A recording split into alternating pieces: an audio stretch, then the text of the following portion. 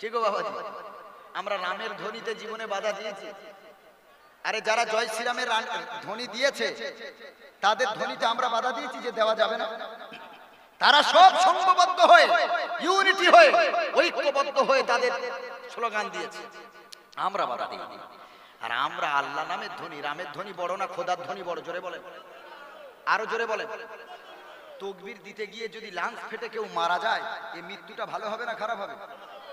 আরে দুপা হাঁটতে পারে না, এত গোশত খায়, এত কোলেস্টেরলের লেভেল হাই মাত্রায় বেড়ে গেছে, দুপা হাঁটতে পারে না, আবার 5 মিনিট বসে, মানে শুধু বুক ধড়ফড় করে, হাই পায়, সিঁড়ি উঠতে পারে না। গোশত খেয়ে আর চর্বি জাতীয় খাবার খেয়ে, ফাস্ট ফুড গুলো খেয়ে এত চর্বি বাড়িয়েছে, ওর হাঁটার ক্ষমতা নেই। হার্টের ধমনীতে এত মানে আপনার চর্বি বেড়ে গেছে, যেটাকে বলা হয় কোলেস্টেরল। আহা, জোরে ওরা চিৎকার দিতে পারে না, ঝগড়া করতে পারে না, ঝগড়া করলেই বুকের বাঁ দিকে চিনচিন যন্ত্রণা, কারণ জোরে কথা বলতে পারবে না।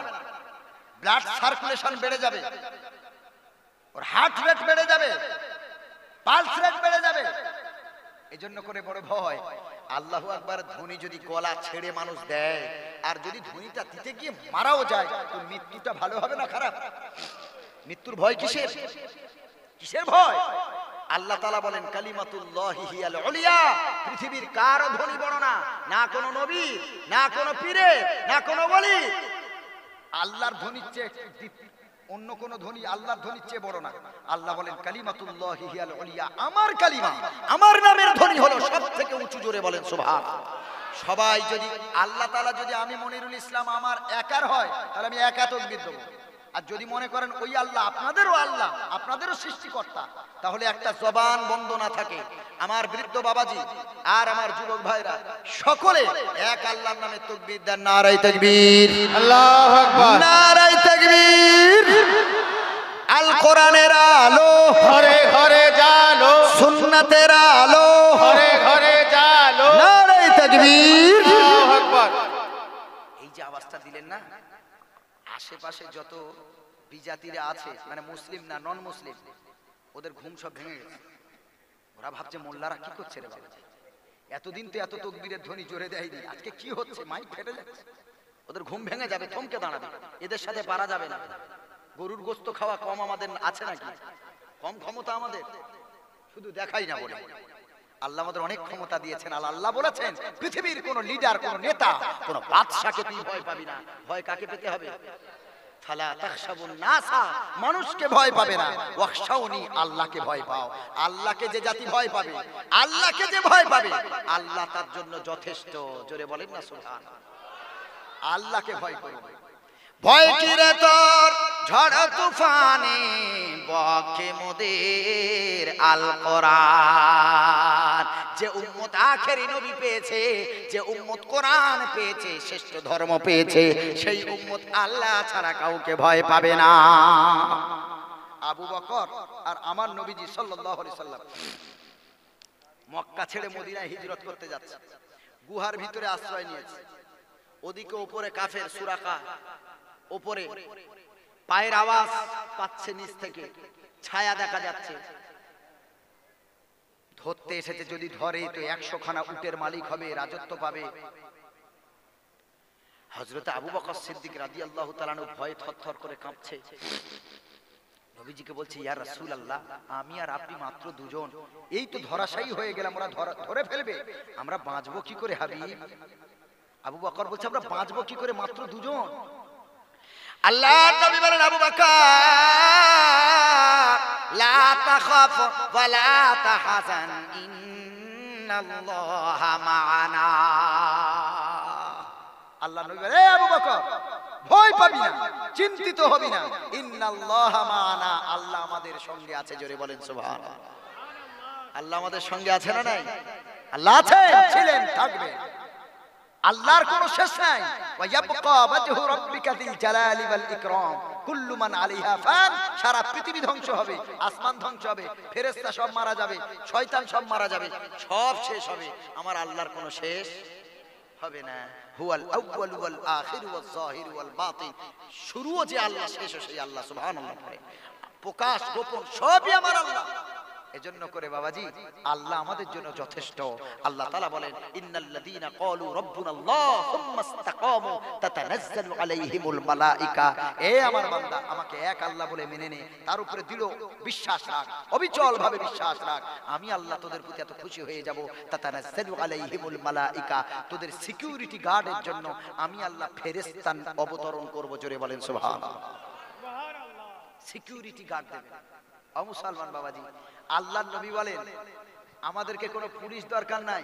আল্লাহর নবী বলেন কেউ যদি রাত্রে শোয়ার সময় একবার আয়াতুল কুরসি পড়ে, তার ঘুম ভাঙা পর্যন্ত সকাল পর্যন্ত আল্লাহ তাআলা একটা সিকিউরিটির ব্যবস্থা করে দেন। জোরে বলেন সুবহানাল্লাহ। সুবহানাল্লাহ। কোনো প্রশাসন দরকার নাই, কিচ্ছু দরকার নাই, কিচ্ছু দরকার নাই। আয়াতুল কুরসি পড়ে আপনি ডান কাত হয়ে শুয়ে পড়েন, আল্লাহ সাথে সাথে আপনার আয়াতুল কুরসি শেষ, সাথে সাথে ফেরেশতা আপনার মাথার সামনে হাজির। জোরে বলেন সুবহানাল্লাহ। সুবহানাল্লাহ। সুবহানাল্লাহ। শয়তান যত জিন আপনাকে আক্রমণ করতে আসবে, ওরা ওই আগুনের অগ্নি গোলা নিয়ে ওরা ওদেরকে নিক্ষেপ করে, তাড়িয়ে দেবে। আমাদের নিরাপত্তার দায়িত্ব আল্লাহর হাতে। জোরে বলেন না সুবহানাল্লাহ। নিরাপত্তার দায়িত্ব আল্লাহর হাতে। আল্লাহ কোরআনকে হেফাজত করেছেন শয়তান থেকে। হেফাজত করেছেন না করেন? কোরআন যেদিন অবতীর্ণ হবে সেই দিন আল্লাহ আসমানে বিশাল একটা নিরাপত্তা বাহিনী দিয়ে দিলেন। সুবহানাল্লাহ বলেন। কারণ তাওরাতে রদবদল হয়েছে, জব্বুরে হয়েছে, ইনজিলে হয়েছে। আল্লাহ জানেন যদি কোরআনেও হয়, এজন্য কোরআন আসমান থেকে জিবরিল আমিন নিয়ে আসবেন। আল্লাহ কোরআন অবতীর্ণ করার আগে আসমানে আল্লাহ প্রহরী নিযুক্ত করে দিলেন। আল্লাহ বলেন ওয়াহিফযাম মিন কুল্লি শাইতানিন মারিদ। আল্লাহ তাআলা আসমানকে হেফাজত করলেন শয়তান দ্বারা, প্রহরী আল্লাহ দিয়ে। জোরে বলেন না সুবহানাল্লাহ। তারপরে লা ইয়াসমাউনা ইলাল মালাইল আ'লা ওয়া ইউকযাফুনা মিন কুল্লি জানিব দুহুরান ওয়া লাহুম আযাবুন ওয়াসিফ। আল্লাহ তাআলা সূরা সাফফাতের ভিতরে বলেন এরপরেও যে শয়তানগুলো ঊর্ধ্ব জগতের কথা শুনতে যেত, ইল্লা মান ইস্তারাকা সামা, যারা চুরি করে শুনতে যেত, তার মানে যারা জাদুঘর হয়, যারা যাজক হয়, যারা আপনার ভণ্ড হয়, এরা জেনেদের মাধ্যমে কিছু ভবিষ্যৎ কথা, ভবিষ্যৎবাণী বলে, বলে না? বলে না? জেনেদের মাধ্যমে ভবিষ্যতের কথা বলে, আমরা তাদেরকে পীর হিসেবে মেনে নিই। ও পীর না, ও ভণ্ড। পীর নয়, ও জেনেদের মাধ্যমে বলে। তবে বর্তমানে এখন বলা অসম্ভব। যারা হাক্কানি পীর তারা কাশফের মাধ্যমে কোনো জিনিস বলতে পারে, কিন্তু ভণ্ড তুমি বলবে ভাগ্যের কথা। কারণ ওই শয়তানগুলো যেদিন থেকে কোরআন অবতীর্ণ হয়েছে ওই দিন থেকে আসমানের উপরে আল্লাহ আল্লাহর ফেরেশতার কি কথা হয় শয়তান আর জানতে পারে না। আর ভবিষ্যতের কথা পৃথিবীর মানুষদের কাছে শয়তান বলতেও পারে না। তো কি করে ভবিষ্যতের কথা আপনি বলবেন?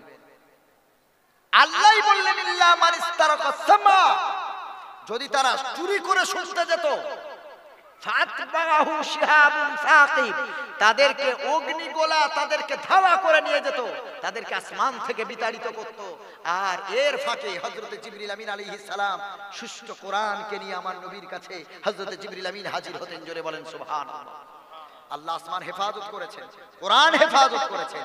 এই জন্যই তো আল্লাহ কোরআনের ব্যাপারে চ্যালেঞ্জ ছুড়ে দিয়েছেন, এ পৃথিবীর মানুষ, আমার কোরআনের মতো তুমি শুধু একা যদি না পারো যে কোরআনের মতো একটা কোরআন বানাবে, কোরআনের মতো একটা ডুপ্লিকেট সূরা বানাবে, কোরআনের একটা ছোট্ট সূরার মতো, আল্লাহ তাআলা বলেন যদি তুই একা না পারিস, কুল লা ইন জিতামাআতিল ইনসু ওয়াল জিন্নু আলা আন ইয়াতু বিমিসলি হাদাল কুরআন লা ইয়াতুনা বিমিসলিহি ওয়ালাউ কানা বা'দুহুম লিবা'দিন যাহিরা।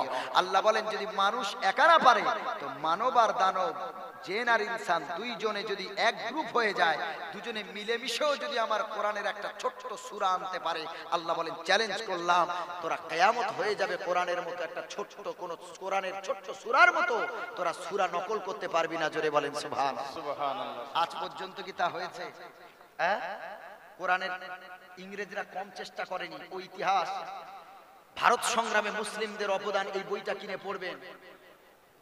দিল্লির অলিতে গলিতে, কলকাতার অলিতে গলিতে শুধু লাশ পোড়া গন্ধ। গ্র্যান্ড ট্রাঙ্ক রোড, যে রোডটা তৈরি করলো শেরশাহ সৌরি, বাদশাহ শেরশাহ সৌরি, যে গ্র্যান্ড ট্রাঙ্ক রোড তৈরি করলো, এই রোডের দুই দিকে এমন কোনো গাছ বাকি ছিল না যে গাছে হাফেজে কোরআনের লাশ ঝোলেনি। হাজার হাজার লক্ষ লক্ষ হাফেজ আলেমদেরকে তার মা বাবার সামনে অগ্নিকুণ্ডে তাদেরকে ফেলা হয়েছে, সন্তান মা মা করে আল্লাহ আল্লাহ চিৎকার করতে করতে আগুনে পুড়ে ভস্ম হয়ে গেছে। মুসলমান, ইংরেজের শুধু একটাই দাবি ছিল, পৃথিবী থেকে কোরআন মিটিয়ে দাও, কারণ এই কোরআন হলো মুসলিমদের হাতিয়ার। কোরআন যদি মিটিয়ে না দাও, মুসলিমদের ঈমান ধ্বংস করা যাবে না। তারা কোরআনের পাতাগুলো ছিঁড়ে ছিঁড়ে পায়খানার চেম্বারের ডালা খুলে নাউজুবিল্লাহ কোরআনগুলো ফেলে দিয়েছিল বাথরুমের ভিতরে। নারীকে উলঙ্গ করা হলো, বিবস্ত্র হয়ে নারীরা উলঙ্গ হয়ে কোরআনের পাতাগুলো ছিঁড়ে সেই পাতার উপরে তারা পেচ্ছাপ করেছিল। এই ইতিহাস আমরা ভুলে যাইনি। তারা কোরআনকে পৃথিবী থেকে মিটিয়ে দিতে চেয়েছিল, মুসলমানদের অন্তর থেকে কোরআন কেড়ে নিতে চেয়েছিল। আপনাদের কাছে প্রশ্ন রাখি, সেই কোরআন তারা কেড়ে নিতে পেরেছে না আরো বেড়েছে? আচ্ছা আচ্ছা, কেড়ে কি পেরেছে না বেড়েছে? পারেনি। আশফাকুল্লাহ আহমদুল্লাহর বাপ দেশ স্বাধীন করতে গিয়ে যাদের জীবন উৎসর্গ করেছে, আশফাকুল্লাহ বড়, আহমদুল্লাহ বড়, আশফাকুল্লাহ ছোট। তারা দুই ভাই দুজনেই কোরআনের সম্পূর্ণ হাফেজ, বৈঠক করা হাফেজ।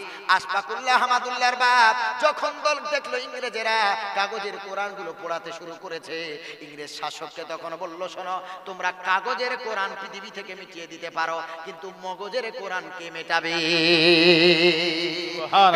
দাঁড় করানো হলো।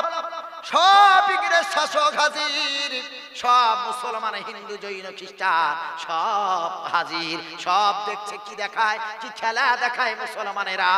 আহমদুল্লাহকে প্রথম দাঁড় করানো হলো কাঠ গড়ায়। বললো, আহমদুল্লাহ রে বাবা, তুমি সূরা ফাতিহা থেকে শুরু করে 15 পারা পর্যন্ত শোনাও। সামনে কোনো কোরআন নাই, কিন্তু আছে বহু হাফেজ। 15 পারা নির্ভুলে আহমদুল্লাহ লক্ষ মানুষের সামনে নির্ভুলে 15 পারা শুনিয়ে দিয়েছে। এরপরে বলল, আশফাকুল্লাহ তুমি দ্বিতীয় 15 পারা পড়ো। আশফাকুল্লাহ ছোট ভাই আল্লাহর নামে শুরু করেছে।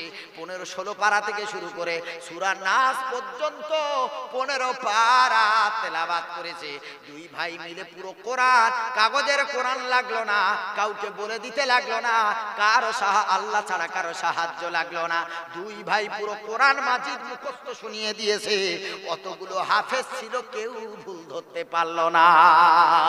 ইংরেজেরা এই দৃশ্য দেখে অবাক, আমরা তো ভুল করছি, কাগজের কোরআন পুড়িয়ে লাভ নাই, মগজওয়ালাকে পড়াও। ওই দিন থেকে হাফেজে কোরআনের উপরে অত্যাচার শুরু হলো। অত্যাচারের স্টিম রোলার তাদের উপরে চালিয়ে দেওয়া হলো। কত হাফেজ মায়ের চোখের সামনে মা মা করে চিৎকার করতে করতে শহীদ হয়ে গেল। কত আলেম মা বাবার চোখের সামনে শহীদ হয়ে গেছে। গ্র্যান্ড ট্রাঙ্ক রোডের দুই দিকে এমন কোন গাছ ছিল না গো মুসলমান, যেই গাছে হাফেজে আলেমের লাশ ঝোলে নাই। ও মুসলমান, এত চেষ্টা করলো কোরআনকে দুনিয়া থেকে শেষ করে দেওয়ার জন্য। আমার আল্লাহ বলে, না রে পৃথিবীর দস্যু, পৃথিবীর ক্রিমিনাল, ওই কোরআনের হেফাজতের দায়িত্ব তোদের হাতে না, আমি আল্লাহ আমার হাতে। ইউরিদুনা লিয়ুতফিউ নূরাল্লাহি বিআফওয়াহিহিম আল্লাহু মুতিম্মু নূরিহি ওয়ালাউ কারিহাল কাফিরুন। আল্লাহ রাব্বুল আলামিন বলেন, ইউরিদুনা, কাফেরেরা চাইছে এবং চাইবে। কোরআনের বিরোধী এখনো আছে না নাই বলে?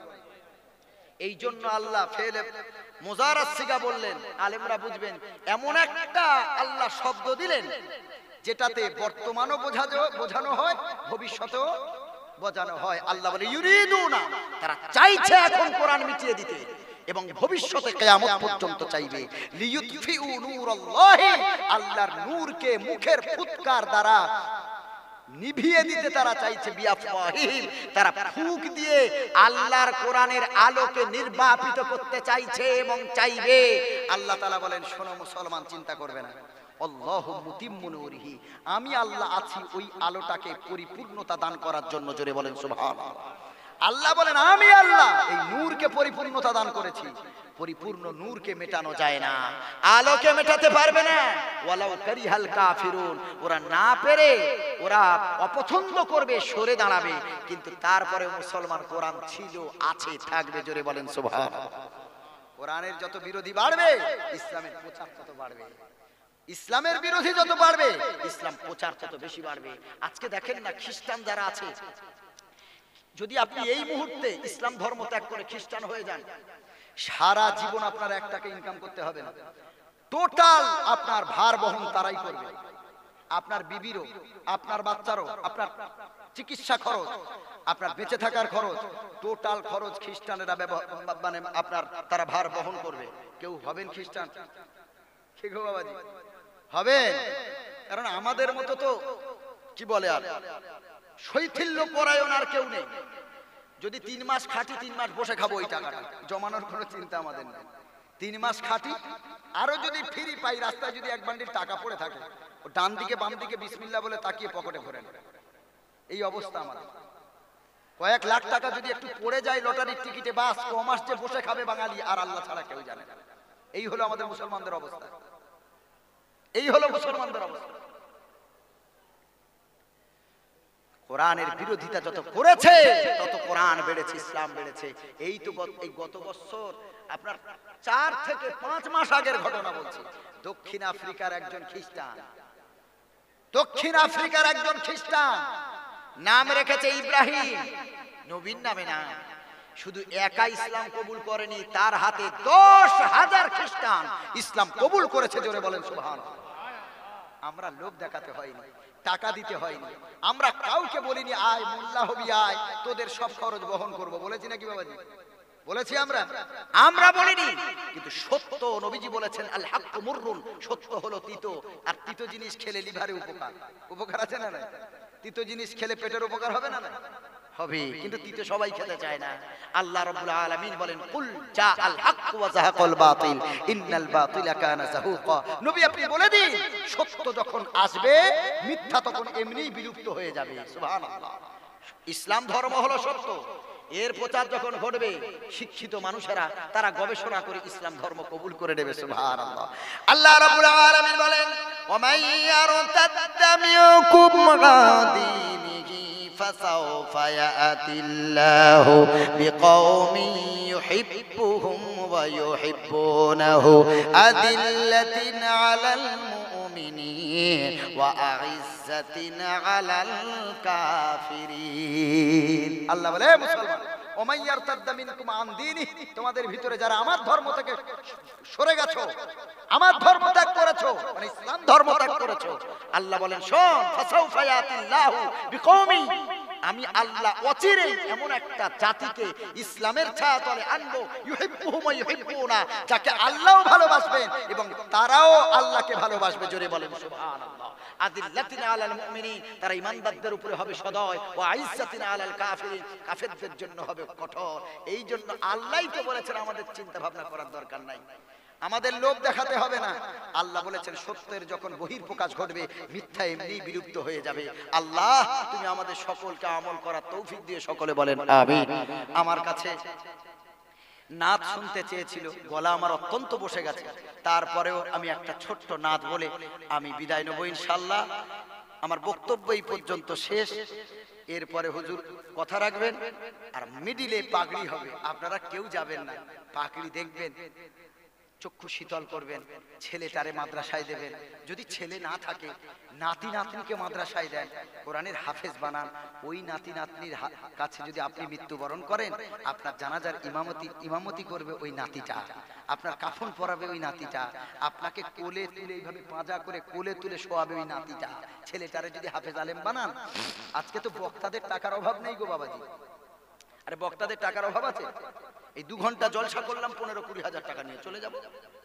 তা আমাদের কিসের টাকার অভাব? তারপরেও কেন আমরা আমাদের ছেলেকে মাদ্রাসায় দিয়েছি?